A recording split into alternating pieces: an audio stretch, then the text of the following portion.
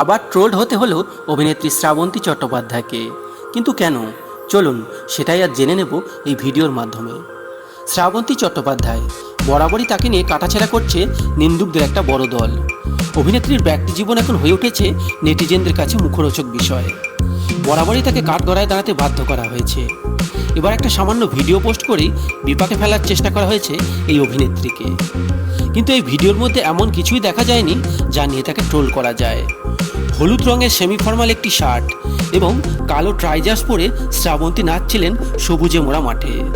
চারপাশে সবুজ গাছপালা, ফুরফুরে হাওয়া বইছে সেখানে। দেখেই বোঝা যায় অভিনেত্রী বেড়াতে গিয়েছেন কোথাও। যদিও তার ভ্রমণস্থলের কথা এক ফোঁটাও উল্লেখ করেননি এই পোস্টের মধ্যে। তা নিয়ে কারো কোনো কিন্তু মাথা ব্যথা নেই। মাথা ব্যথা আবার অন্য বিষয়ে। অভিনেত্রী কেন কোনো ক্লোজ আপ ছবি দেননি, এই নিয়েই তাদের মাথা ব্যথা। এক কুৎসিত ইঙ্গিত করে নেটিজেন যা লিখেছেন তাই প্রতিবেদনে বলার অযোগ্য। তাই এই বিষয়টিকে দোগাছিয়া নিউজ এড়িয়ে গেল। অভিনেত্রী নিজের ছন্দে নাচছিলেন প্রেমিকা নো পেয়ারসে গানের তালে তালে। একজন নেটিজেন শ্রাবন্তীর হাসি খুঁজছিলেন। কেউ লিখেছেন তাকে এই হলুদ পোশাকে একেবারেই ভালো লাগছে না দেখতে। সত্য, দেবী চৌধুরানীর শুটিং শেষ করেছেন শ্রাবন্তী। প্রচুর মেহনত করেছেন শ্রাবন্তী।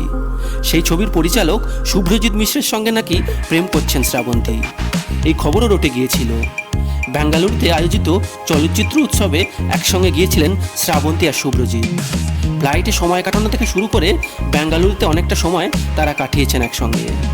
কাছাকাছি এসেছে দুটি হৃদয়, কিন্তু তাদের মধ্যে যে আদৌ প্রেম রয়েছে কিনা সেটা কিন্তু এখনো প্রমাণ হয়নি।